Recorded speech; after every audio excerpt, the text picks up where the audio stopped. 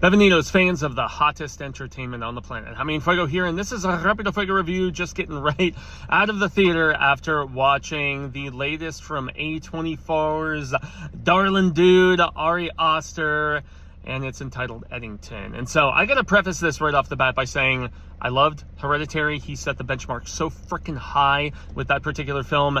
And then it was not too big on Midsommar. It was regurgitating Wicker Man for me, and so I wasn't that into it. However, I'm a big Beau is Afraid apologist, and he is actually reteaming in this film with Joaquin Phoenix. But I think there is a evident reason for lack of fanfare for A24 just like really pushing this, because of the fact that this flick is a freaking mess. And not even beyond the fact that it overstuffs the turkey, explores way too many themes and underdeveloped sub-characters, including, you know, Austin Butler, Pedro Pascal, Amanda Stone, who were barely in this movie, you know, and yet they're showcasing them. This is Joaquin's movie, very much so, as the sheriff of this, you know, New Mexico town in the midst of the pandemic. But that's the thing. We're 5 years removed, and while it's very important to remember, this isn't necessarily a time that I think I or like a large contingent of other people really want to revisit. And I guess the gestation period for this film with Ari Aster had been going on for a bit, you know, because writing and directing once again as he does.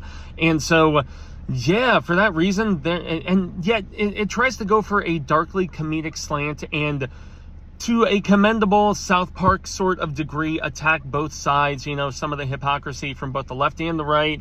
You've got, you know, there's white guilt, and yet the silliness of some of it and the lack of that can be changed within it.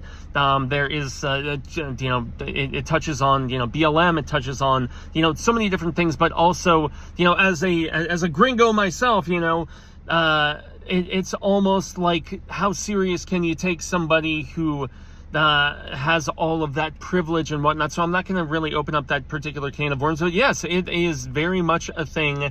And Ari makes fun of some of the stuff that I feel like he's championing, and then other times things that he's bringing attention towards. I don't necessarily know, but just bottom line, it explores a ton of different things, from, you know, social media silliness to the overwrought nature of a knee-jerk reaction, people overstepping political boundaries, social boundaries, all this different stuff. And yet it doesn't really do any of it particularly cohesively. And that's my biggest issue with this film. And dare I say, I thought Midsommar had the previous billing, but this is Ari's worst film. Sorry.